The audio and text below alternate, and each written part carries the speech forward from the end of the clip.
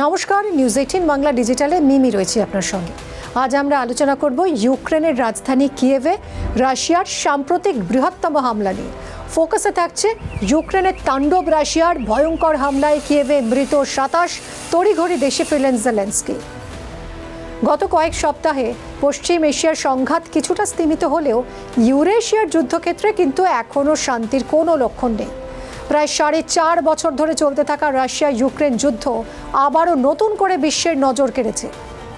2022 সালের ফেব্রুয়ারিতে শুরু হয়েছিল রাশিয়া ইউক্রেন যুদ্ধ, যা আজও থামেনি।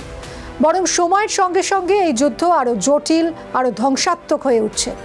আর তারই সাম্প্রতিক উদাহরণ দেখা গেল ইউক্রেনের রাজধানী কিয়েভে রাশিয়ার ব্যাপক হামলায়।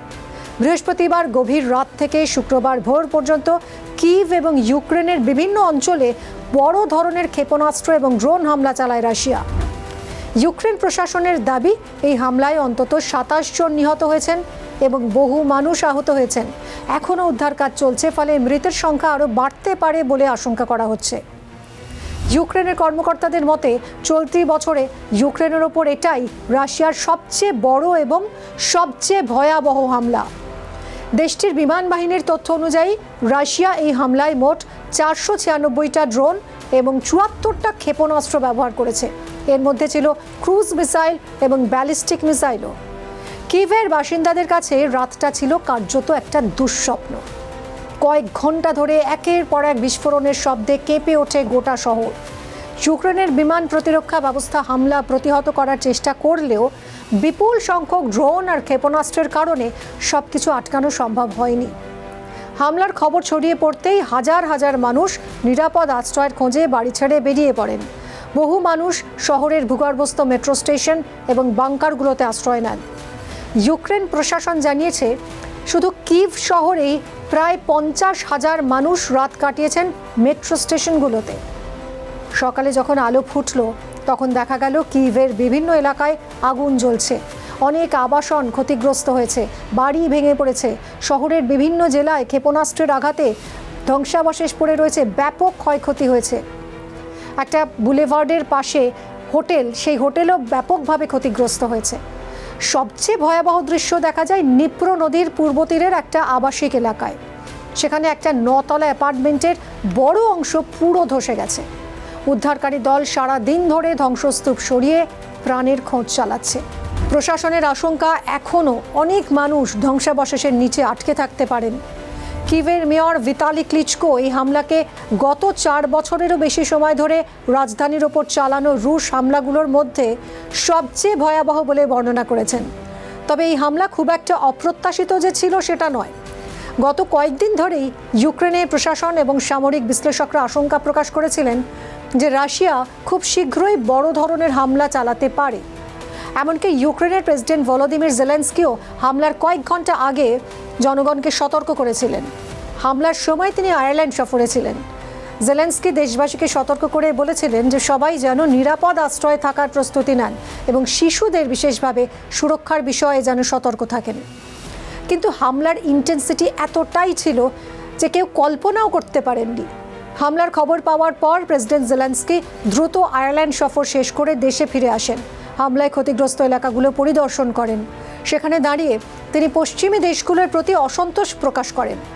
জেলেনস্কির বক্তব্য, ইউক্রেনের মিত্র দেশগুলি যদি প্রতিশ্রুতি মতো সময় মতো বিমান প্রতিরক্ষা ব্যবস্থা, ক্ষেপণাস্ত্র সরবরাহ করত, তাহলে এত বড় ক্ষয়ক্ষতি এড়ানো হয়তো যেত। তিনি বলেন, আমরা অতিরিক্ত কিছু চাইছি না, আমরা শুধু চাই আমাদের যেসব প্রতিশ্রুতি দেওয়া হয়েছে সেগুলো যেন পালন করা হয়। এই বক্তব্যের মাধ্যমে জেলেনস্কি মূলত পশ্চিমী দেশগুলোর সামরিক সহায়তা নিয়ে দীর্ঘদিনের যে অসন্তোষ, সেটাই আবারও সামনে নিয়ে এলেন।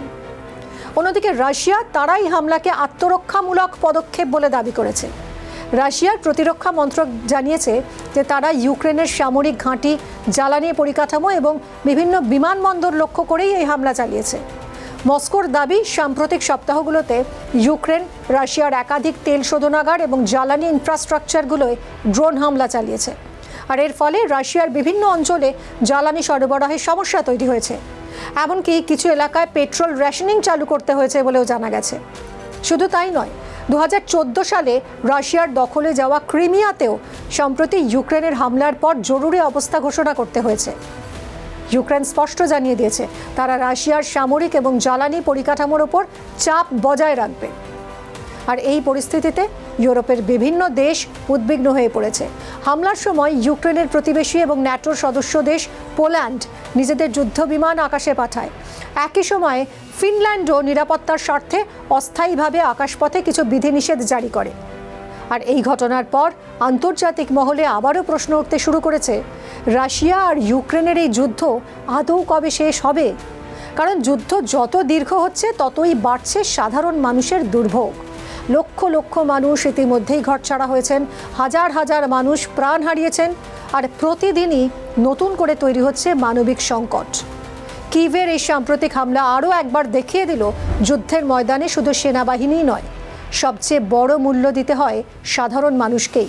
আর যতদিন পর্যন্ত এই সংঘাতের রাজনৈতিক সমাধান না হচ্ছে ততদিন ইউক্রেন এবং রাশিয়া দু দেশের সাধারণ মানুষকেই এই যুদ্ধের ভয়াবহ পরিণতি বহন করতে হবে।